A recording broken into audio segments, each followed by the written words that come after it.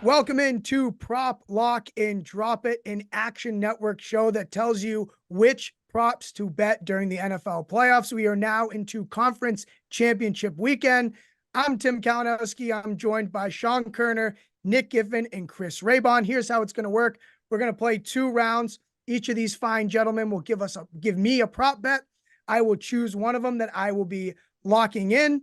And then we do it all again for round 2. Just an update on the leaderboard here. Sean Koerner vaults his way up to first place when you're talking about unit count, up 4.9 units, because last week he hit Aaron Jones' longest rush 7-1. He said, hit it for a full unit. I don't want any of this half thing. Don't bail me out. He was trying to climb to the top, and he did. Chris Raybon, you're 3-1 on the year, up 1.77 units. Nick Giffen, 2-1-1. The push there being the Deebo Samuel prop that he gave out. He said bet it on DraftKings. DraftKings gave out a redemption or whatever the hell they call it. They refunded some folks with some free plays, and then just a show of how hard it can be hard to tail even smart people. I am 1-2-1 in minus almost a 0.2. Jeff Fisher. That's like Jeff Fisher? That's pretty hard to do, to be in this room and not be able to just select the correct props to bet. So with that said, Sean Koerner, we have 2 games here, the NFC Championship, Lions playing the 49ers, the Chiefs, and the Ravens. Where are you going with your first prop? Yeah, so I'm going to attack this longest rush prop market again. DraftKings has been offering this through the playoffs, and they've been kind of funky, like last week with, Aaron Jones prop. So I'm going with Jahmyr Gibbs to have the longest rush of the Lions-Niners game at plus 330. I'm going for 0.2 units this time, not the full unit. This isn't quite as egregious as the Aaron Jones one where this time last week, he had worse odds than Emmanuel Wilson. But I still think there is some value here. Once again, Christian McCaffrey should be the favorite in this market, but he is way too big a favorite here at minus 500. He should be closer to like minus 200. Like he is not that big of a favorite in this specific market, especially considering the Lions run defense. They've been very good this year. They ranked first in DVOA against the run.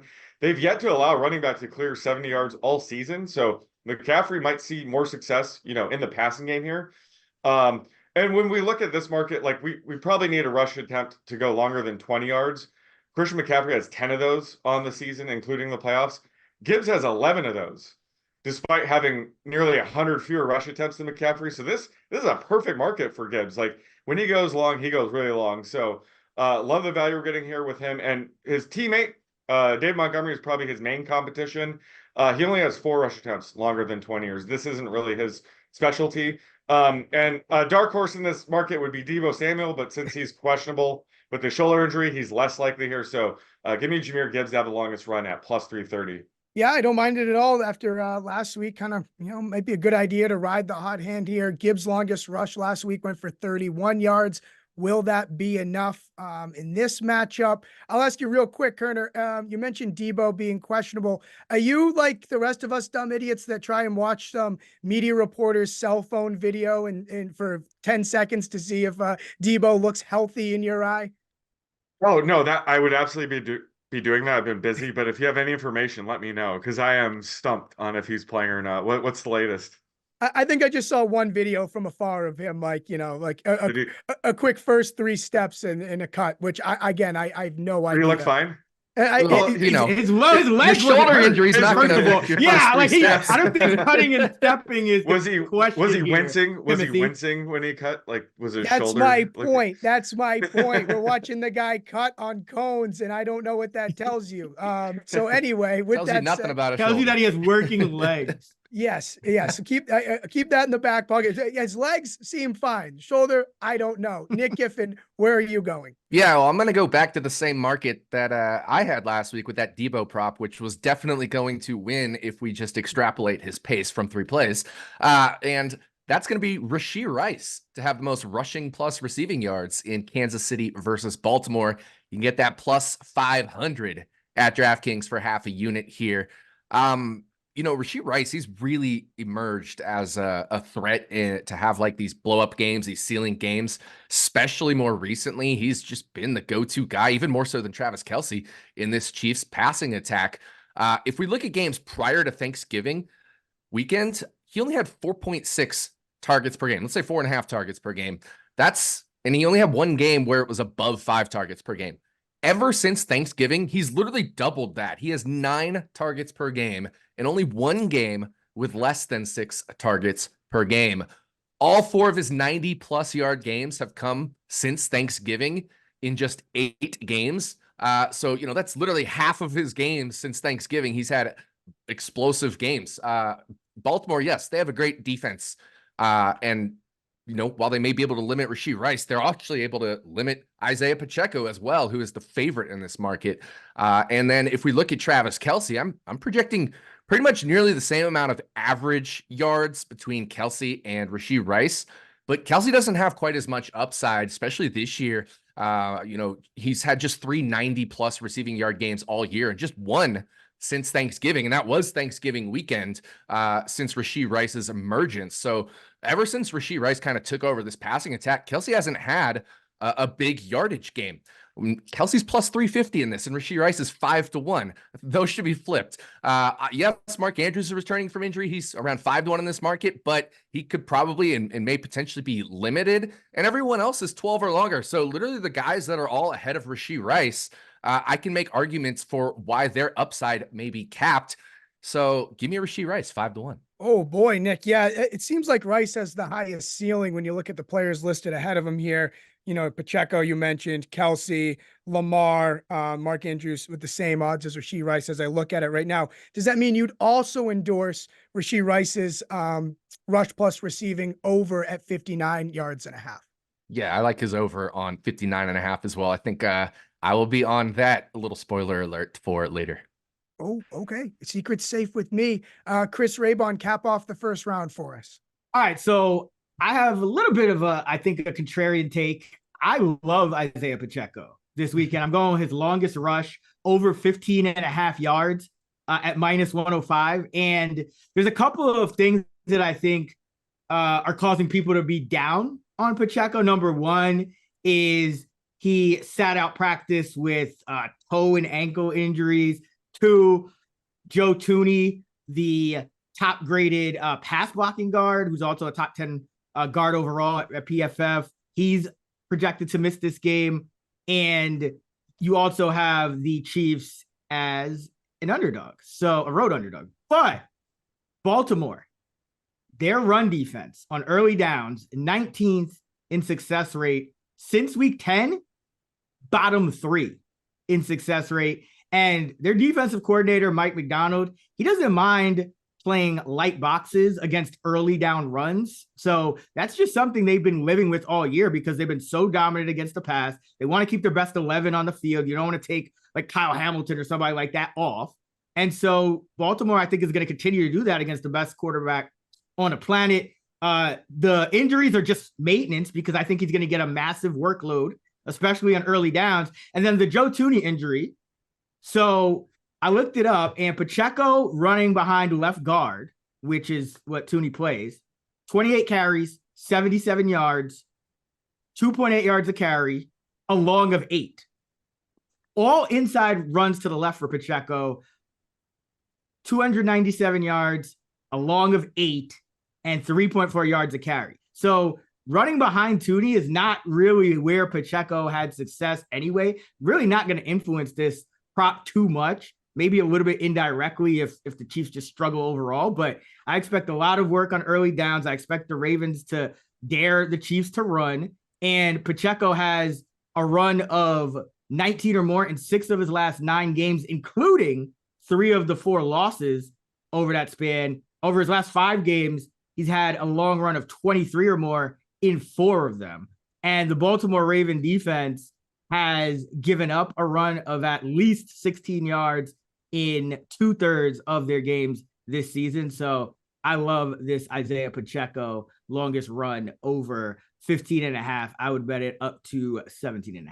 Yeah, I appreciate the game script versatility of this because I think you touched on it. The Ravens inviting the Chiefs to run, especially on early downs. We know that it's been the hot button thing to do on defense in the NFL. With these high powered offenses or extremely capable offenses of pushing the ball down the field via the pass. Hey, we'll invite you to run 6 yards on first down by all means. So Pacheco, longest rush over parlayed with it's going to the right as well. I would like to see right, if we could get on or some left that. end outside the tackle box. Like he'll run outside to the left, but all of his explosive runs have come either around left end or to the right. Literally nothing between the tackles, middle left. That's some good analysis right there. That's a guy who knows ball. It's now time for me to give my pick. The two of Nick and Sean really. I love the plus money stuff, right? This is what conference championship weekend's all about. Raybon, you made a very compelling case, but I see minus 105 compared to these guys that have, a plus sign next to them. And that's a little more enticing. I'm sorry, Nick Giffen. I'm King Midas here in reverse. Everything I touch of yours turns to shit, but I am indeed going with your prop here. With the Rashee Rice longest or most rush and receiving yards in that game against Baltimore. I think Gibbs, my concern there is just I don't know what to do about McCaffrey if he just takes one for about 80 yards. That's going to be a tough to tip the cap. I will also add into this as well with the Rice thing. If Lamar Jackson somehow catches a pass and adds some receiving yards, that would be a hell of a way to lose a bet. And believe me, since I'm on it, we might find that way to lose it. So Rashee Rice, most rush plus receiving yards in that game against Baltimore, 5-1 at DraftKings. That is my endorsement. Round 2, top of the order, Sean Koerner. All right, let's go for the longest rush market for the Chiefs Ravens game here. I'm going Gus Edwards at plus 950, another 0.2 unit play. But when it comes to who has the most 20+ yard runs on the season in this game, Isaiah Pacheco has the most with 8. Gus has the second most with 6, and Lamar only has 5 on the season. Now I could get behind Lamar being the favorite in this market because he's going to run more in the playoffs. And the Ravens do have the better matchup in terms of run defense. They have a really good run defense. The Chiefs can be shaky at times. So I can get behind that. Plus, everyone's going to be betting Lamar. So I can understand why he's the favorite. However, I'm not sure why Gus has the 5th best odds here. I think he should be, number 3 or so. But, he's projected to see the second most rush attempts in this game. And he could break one, if the Chiefs are overcommitting to slowing down Lamar Jackson in the running game. Gus could get loose for a big run here. But the thing that's kind of puzzling is Justice Hill has better odds at plus 550. And he only has 2 carries of 20+ yards on the season. So if anything, these odds should be flipped or maybe somewhere in the middle. So I think Gus should be closer to plus 600, plus 700, but plus 950 is way too high for Gus Edwards. I would say as a, more reflection of probably the public, I would think that Hill should be above Edwards in this market because despite the, injury to Edwards, kind of precautionary, he just looked like he didn't have a lot of pop in that game, right? Am I like it was scary, was it not? It was concerning at least. That's kind of his game. He's more of a plotter anyway. So when, he caught that 90-yard catch earlier in the season, it was because, he was uncovered. But yeah, he's the kind of guy where he needs some help to get a long carry. It's not going to be from insane burst or explosiveness. So like I said, like if they're overcommitting to slowing down Lamar, he could pop a 26, 29-yard run, something like that. And I think that could be enough to take down this market in this game. All right. Well, that's why it's plus 950. Nick Giffen, we hitting plus money again here or what? Oh yeah. I'm flipping back over to Detroit, San Francisco for this one. And I'm going to take my favorite player in the NFL, Sam Laporta. Not for an anytime touchdown, for a first half touchdown. You can get that plus 450 at Bet365, plus 420 at FanDuel. We'll throw a quarter unit on this one. So I went back and looked over the last 6 years of data, including this year. So previous 5 plus this year, of the 161 players with double-digit receiving touchdowns over those 6 years, Sam Laporta is number 1 in terms of the percentage of those touchdowns coming in the first half. So 9 of his 12 9 of his 11 touchdowns have come in the first half. Now, you may say, well, the Lions, they lead a lot more in the second half, so there's no need to throw. But his 2 second half touchdowns came when the Lions were already ahead by at least 2 scores, by 2 touchdowns for even. So, they're already way ahead. That's when his 2 touchdowns came. In fact, all but one of Sam Laporta's touchdowns have come when the Lions have either been tied or ahead. So that's when they tend to find him in the end zone, is when they're already in a positive game script anyway.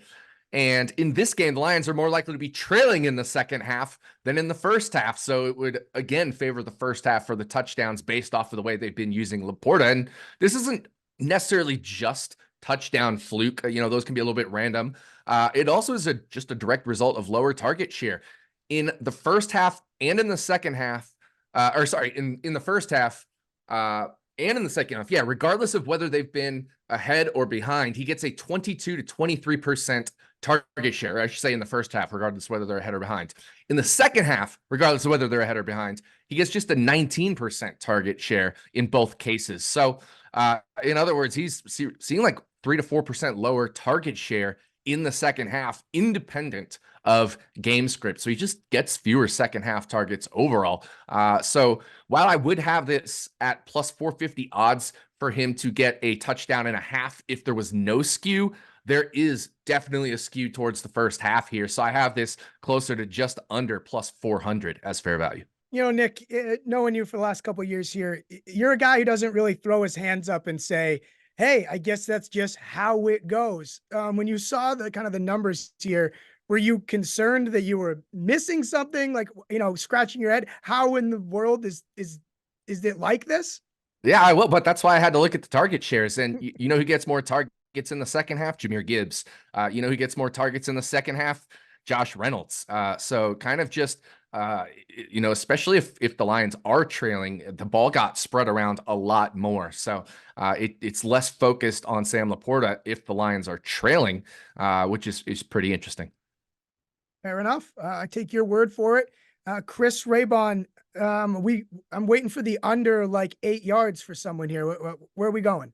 Oh, I already know you're probably not going to pick this based on what you just said a few minutes ago, but I'm rolling with Gus Edwards over 43.5 rushing yards. I actually love Gus this week. Another guy who I think, and me included, I was kind of low on him to open the week, but as I dug deeper, as I watched the game, as I watched him not look as concerned as you seem to be, I think that he's a really good play this week, and I think he's going to have a pretty big role. So he's had 48 or more rushing yards in 61% of his games this year. He was well on his way last week before he got pulled, had a minor hand injury. They were up, multiple scores in garbage time. He probably would have gotten all of Dalvin Cook's carries. So when Gus left the game last week, he had 10 carries. Justice Hill had 8. Dalvin Cook had none. Cook and Hill combined for 21 carries when it was all said and done. And that just kind of threw everything out of whack. And I think the market is still, too low on Gus pretty much across the board in all of his props. But in the 7 games that Gus Edwards did not clear 48 rushing yards, which is, about 5 yards higher than his prop, 4 of those games came against top 10 run defenses, including 3 top 4 rush defenses. And then 2 more of those games came when Keaton Mitchell had 9 carries in each of them because they were trying to work him into a 3-way committee. They're not going to be doing that with Dalvin Cook. Keaton Mitchell is averaging almost 3 times as many yards per touch as the ghost of Dalvin Cook. So I don't think Cook is nearly the same kind of threat that Mitchell is to Gus's carries. And Kansas City is 27th in run defense DVOA. They're also bottom 5 in yards per carry allowed to running backs, and also success rate against shotgun runs. And that's big because Baltimore calls a lot of shotgun runs, and Gus is averaging 4.5 yards a carry from the gun compared to just 3.8 under center. So approaching a full yard difference there. So the scheme lines up perfectly here for Gus to have a bounce back, and he'll be well rested, got an extra, half a quarter of rest compared to some of his teammates. So I think this is a big Gus Edwards game. So give me Gus over 43.5 rushing yards. That puts me in quite the tough spot because it's basically my eyes against, your guys, numbers and value and feel for it as well. It usually doesn't go well for me when we put these two things head to head. So I really, it was just concerning with me with the way Gus just ran early in that game. I'll say this about Nick's Laporta play. In terms of, I played Blake Corum in the national championship. First half touchdown, -130. Loved it. He was like 4-1 anytime in the game. And the backup, Donovan Edwards, had 2 long touchdowns in that first half before Corum had 2 touchdowns of his own in the second half. So I felt like, I'm a little scarred from that experience of the first half bet. Sam Laporta has nothing to do with that. I guess he doesn't. Like, can I just say something? You Tim, you have like all of the habits that for anyone watching this, don't do what Tim is doing. Like, number one, you're like using past events to like influence your future decisions, even though they have nothing to do with it. You're like using your eye test for a guy that always has run the same way, and you're like trying to transfer that over to the next game when it's a completely different game in a completely different week. Like, all of the betting bad habits, you have them, Tim. So thank you for sharing them with our viewers so that they cannot make the same mistakes. Okay. Well, I mean, as long as it's educational in some way, I guess it doesn't matter how we get there. I'm just messing with you. I will say then, in that case, Raybon, you stuck your neck out. You fed it to me. I am going to join you and lock this one in, the Gus Edwards over 43 rushing yards. And that way I can yell at you and blame you if it doesn't get. So fair. That is I'm not gonna lie, my favorite of these 3 was Sean's. So yeah, if mine hits, my favorite is kind of Sean's hitting. Too. I know, right? Like if mine hits, Raybon's is hitting. So exactly. Okay. And let me say this. Nick _Giffen in the Action Network app. I don't know why he doesn't have as many followers as Sean and I, but definitely follow our guy Nick. Yep, absolutely. Quite the endorsement. Follow all 3 of these guys. Probably not me. I don't even know your handle, so I'm not even going to shout it out. Yeah, okay, it doesn't matter. I like to move in silence. Is it Tim Kalinowski? I think it's Tim Kalinowski. It's T Kalinowski 12, I believe. Okay, yeah. I mean, I know from killing you in hockey bets. I knew it was something like that. Enough out of you. Okay, the 2 bets that I'm locking in the first round. I tailed Nick Giffen's Rashee Rice most rush and receiving yards in that game at 5-1 on DraftKings. And then Chris Raybon's Gus Edwards over 43.5 rushing yards, even though I kind of hate it. We will see you next time as we get ready for the big game, the championship game. I don't think you can say the name because it's trademarked, but good luck to everybody betting conference championship weekend. For Nick Giffen, Sean Koerner, and Chris Raybon, I'm Tim Kalinowski. Enjoy the weekend of football.